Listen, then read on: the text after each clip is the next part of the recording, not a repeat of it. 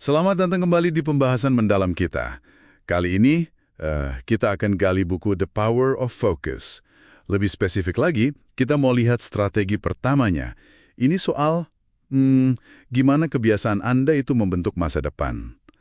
Kita akan pakai kutipan-kutipan penting dari buku ini buat memahami fondasi kesuksesan menurut mereka. Ada kutipan bagus nih dari Horace Mann. Katanya, kebiasaan itu kabel. Kita tenun seutas benang tiap hari. Akhirnya nggak bisa kita putuskan. Ini pas banget sama yang ditekankan buku ini. Malah mereka punya analogi sendiri ya soal rantai plastik itu. Iya, betul. Bayangin aja gini, setiap pilihan kecil kita sehari-hari entah baik atau buruk, itu kayak satu mata rantai plastik kecil. Satu biji mungkin nggak ada, artinya ya ringan, nggak signifikan. Tapi, saat kita terus-terusan nyambungin pilihan-pilihan kecil itu, hari ke hari, minggu ke minggu, itu jadi rantai kebiasaan yang, kuat banget. Dan yang sering nggak kita sadari, efeknya, mau negatif atau positif, itu sering baru kerasa belakangan, kalau rantainya udah panjang gitu, udah susah diputus. Nah, ini dia kan, inti dari strategi satu buku ini. Kebiasaan Anda itu benar-benar akan menentukan masa depan Anda. Maksudnya ya kualitas hidup, kondisi finansial, kesehatan, bahkan kebahagiaan. Dan ini bukan cuma omongan motivasi loh. Penulis buku ini, mereka sangat yakin karena ini terbukti di ribuan klien mereka. Ada contohnya kan? Kayak Bob Benninghoven yang bisa bebas utang. Iya, atau Phyllis Arnold, penjualannya naik 52%. Wow. Atau Harold Line, bisnisnya bisa berlipat ganda, tapi malah punya lebih banyak waktu luang. Ini semua hasil nyata dari ubah kebiasaan. Coba kita balik lagi ke analogi rantai plastik tadi, biar lebih kebayang. Oke, jadi satu keputusan buruk misalnya gesek kartu kredit buat beli barang yang nggak terlalu perlu. Hari itu mungkin nggak terasa apa-apa, tapi coba diulang terus. Minggu, bulan, tahun. Tiba-tiba, loh kok udah terjerat simpul besar? Krisis finansial misalnya. Bisa jadi. Atau penyitaan rumah. Atau bahkan stresnya numpuk sampai kena serangan jantung, stroke. Hubungan keluarga juga bisa retak. Karena dampak negatif kebiasaan buruk itu seringnya kumulatif. Numpuk dikit-dikit, tersembunyi, sampai akhirnya, meledak. Sebaliknya juga gitu. Kebiasaan baik yang konsisten, kayak nabung 10% penghasilan atau olahraga rutin, itu diam-diam ngebangun fondasi yang kuat banget buat masa depan. Kuncinya ya itu tadi, konsistensi. Oh iya juga ya. Kalau dipikir gitu, pilihan-pilihan kecil jadi terasa, besar ya dampaknya. Ada cerita menarik di buku ini soal Maria Sosa dari Kolombia. Oh iya, yang itu. Situasinya kan genting banget ya, hidup mati. Keluarganya diancam kelompok bersenjata. Terus dalam satu momen krusial, yang buku ini sebut defining moment, diambil keputusan nekat.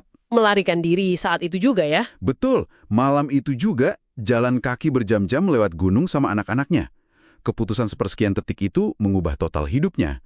Akhirnya bisa sampai ke Kanada jadi pengungsi. Gila sih itu. Tapi itu contoh ekstrim kekuatan sebuah pilihan sadar ya? Iya, tindakan segera. Nah, kisah Maria ini kan kontras banget ya sama kebiasaan banyak orang yang mungkin kita bilang hanyut ada gitu, mengejar kepuasan sesaat. Beli barang nggak mampu pakai utang, makan semarangan, kerja lembur terus sampai lupa keluarga, sibuk sama gawai. Iya, saat itu mungkin enak. Betul, tapi tanpa sadar, itu lagi nenun rantai konsekuensi jangka panjang. Stres finansial, resiko penyakit, hubungan jadi renggang. Buku ini tegas banget loh soal ini. Orang dan keluarga yang sukses itu secara sadar mereka membangun dan mempraktikkan kebiasaan sukses. Nggak kebetulan. Tapi, ini penting nih kabar baiknya. Kebiasaan itu bisa diubah. Itu dia. Buku ini menekankan, sekali kebiasaan baru terbentuk dengan baik, itu menjadi perilaku normal baru Anda.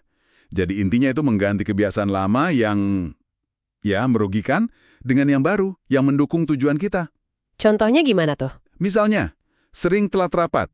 Coba aja paksa diri, komitmen datang 10 menit lebih awal.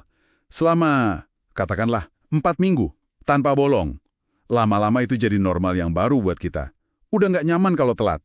Atau kayak Les ya, salah satu penulisnya, dia kan ubah pola makan drastis setelah hasil cek kesehatannya agak mengkhawatirkan. Ternyata ngurangin gula nggak sesulit yang dia bayangin awalnya. Tapi ada catatannya ya, jangan lengah. Nah, itu dia. Kebiasaan lama itu licik, bisa nyelinap balik kalau kita nggak waspada. Harus dijaga terus. Perubahan itu mungkin terjadi ya, bahkan dari kondisi yang sulit. Kadang pemicunya orang lain, mentor atau guru. Betul, tapi ujung-ujungnya komitmen itu harus dari diri sendiri. Nggak bisa dari orang lain terus. Anggap aja hidup ini proses belajar terus-menerus. Selalu ada ruang buat perbaikan kebiasaan kita. Nah, mungkin ini pertanyaan buat Anda yang lagi dengerin. Ada nggak sih satu kebiasaan sekarang yang Anda rasa mungkin nahan laju Anda? Yang mungkin udah saatnya diubah berdasarkan strategi satu ini? Dan kalau Anda merasa, wah iya nih, ini saatnya. Buku ini ngasih langkah praktis juga. Semacam rencana aksi mini buat mulai. Pertama, coba identifikasi satu aja kebiasaan spesifik yang rasanya menghambat Anda. Contoh gampangnya, bawa kerjaan kantor ke rumah pas weekend. Terus yang kedua? Kedua, coba tulis atau sebutkan konsekuensi negatifnya. Jujur aja, kayak tadi, waktu keluarga jadi sedikit, rasa bersalah, hubungan jadi renggang, misalnya. Oke, terus yang ketiga? Definisikan satu kebiasaan baru yang sukses sebagai gantinya. Harus jelas. Contohnya, Akhir pekan, ya benar-benar bebas dari semua urusan pekerjaan. Titik. mantap. Keempat, bayangkan dan sebutkan manfaat positifnya. Biar semangat. Misalnya, Misalnya, bisa lebih rileks, hari Senin jadi lebih segar, punya momen berkualitas sama keluarga, stres berkurang, banyaklah pasti. langsung yang berat. Contohnya, 1. Coba rencanain beban kerja Senin Jumat lebih efektif, biar nggak numpuk. 2. Mungkin bisa delegasikan tugas yang nggak terlalu penting.